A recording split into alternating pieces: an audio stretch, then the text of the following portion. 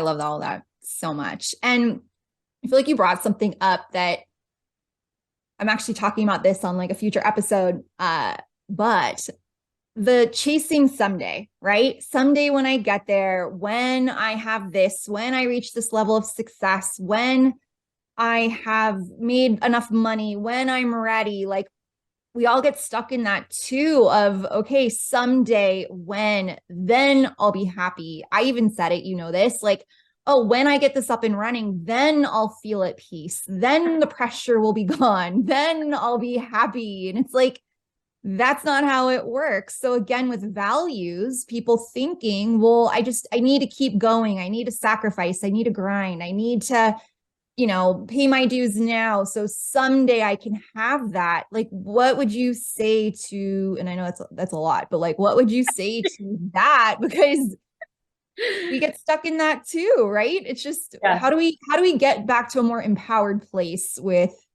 thinking it's outside of us, thinking it's in the future, thinking it's someday when? Yeah. And a big part of that, I know we've probably heard this before, it's you're saying, well, if when I have $1 million in the bank, then I'll be happy, which is a cause and effect. And it's actually putting you at effect. You're at effect waiting for a cause. If you think of that mindset, you're always going to be waiting. If Mm.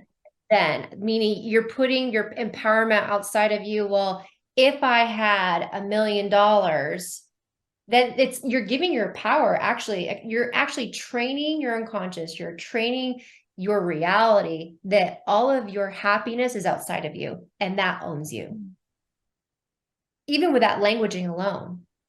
So Yeah. where you with me? Yeah. Where can we begin? Changing your language. Remember, neuro-linguistic programming, the language of the mind that creates our reality.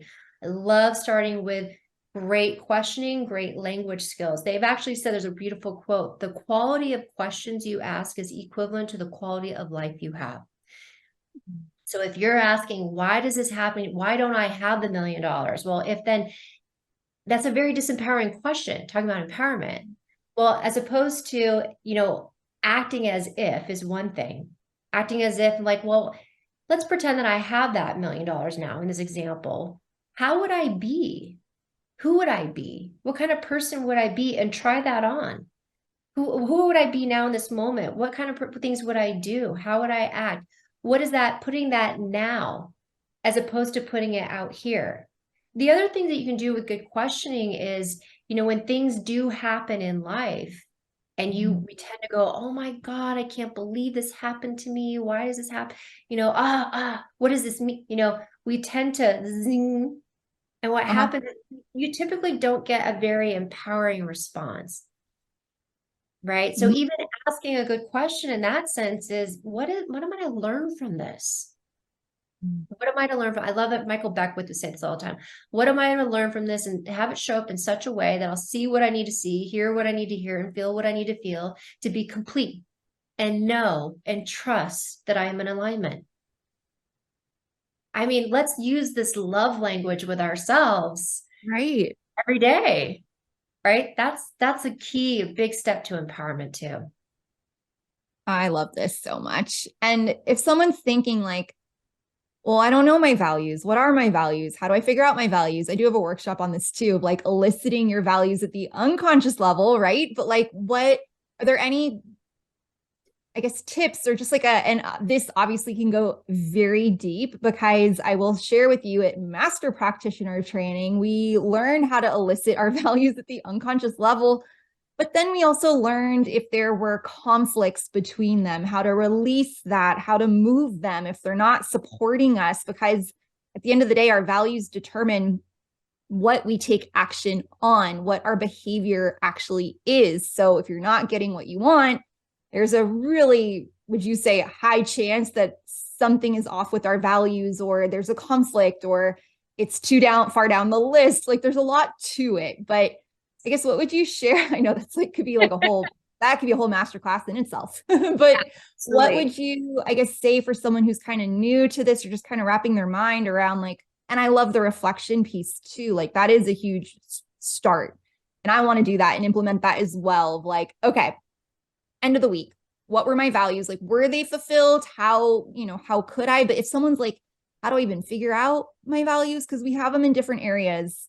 They're Right. different for different areas of life too, right? Right. So Right. any like simple things to just kind of start maybe Yeah. paying attention to figure out what your values really are. Find out what they really are. I mean, you can start super simple and pick an area of life, whether it's career, relationships, your physical health, personal growth. What's the other two? Spirituality and family. Okay, so just pick one, start with one bucket, and just ask yourself, what's important to me about this area of life? And just start writing down a bunch of words. Whatever comes up, just kind of ask again, and see if anything else comes up. So that's a good start. I could go much deeper. And as you know, we can Of elicit this course. from the unconscious, but that's going to give you a good start. Yes. Absolutely. And then order them. Like, okay, well, which one is like that one's really important to me. If that's not happening, I'm like, I'm out of here, or I'm not happy, just order it importance one through whatever. And then write out, what do they mean to you? Because these are just words.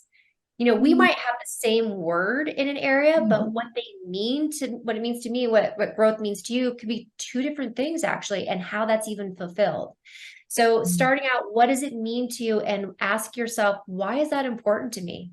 When you ask why from a motivation perspective, it brings in emotion and it brings in like a drive. It helps to bring in the motivation. When you ask, well, why is that important to me? And you want to do this self-reflecting journal. That is a great start. You can take that list end of the week, and it's like you're doing an audit on your week. Because if you're like, gosh, I wasn't fulfilled, well, what were you doing with your time? Were you Right. scrolling Facebook, for about 30 minutes? Or, what were you doing? Were you just watching TV? I have no idea. And you're like, okay, now I got to take responsibility. What do I want to do in that time slot instead? And I choose and just pick one thing. I'm a fan of small wins, building up a momentum, because some people are like, oh my God, I have to redo my entire life. And I'm like, let's just get some momentum and a win, little one thing at a time. Right. And you're right. You said a moment ago that we can have conflict. So that was my tip, by the way. I said that we can also have conflict in there. And that's when you would want to work with somebody to help Yes. that. And it's true. Let's say, for example, though, that in career, you've got for like money's important to you and freedom's important to you. But, Yeah. I don't know if anybody's ever had this before where you're like, oh, I got to make money. You're at work and you're like, oh my gosh, a part of you is like, I just want my freedom. I need a vacation. I can't wait till the day's over, whatever it is. So then you're not fully present. But then you're on vacation or you're taking some time off and you're like, oh my God, I really should be working. I'm not doing enough. I need to make more money. Oh my God, I just drained my bank account. And you're not really present and you're not really joyful and you're ping ponging back and forth. Right. So that could be an issue for some people. And there's an opportunity to work with somebody to help you to get resolution, because that will create some conflict too. I know a lot of people will have some values that were born out of maybe what we call like a move away from a fear, Mm. in a relationship. They'll say like, trust, which just sounds like a great word. Love that word. Okay, but I'll ask, well, why? Well, because, my parents divorced when I was younger, and I think that men are going to leave me or whatever it is. Do you get how there's some move away from in that? Oh There's yeah. some baggage in that, and you're going to create based off the belief of how it was formed. So you want an opportunity. Now, here's what people do. Excuse me, will want to do. They go, well, I'm just going to rewrite my list. I'm going to go copy Tony Robbins' list because I like him and he's got a great list. And let me just copy his. That's lovely, but it doesn't work that way. Hmm. To be Hmm. able to go in with the unconscious mind and shift the programming so that it is in alignment. So there's a lot of things that you can do with this that would really, if you're looking to really like, I want to live my best fulfilling life, you're going to want Hmm. to do some work with values, hands down.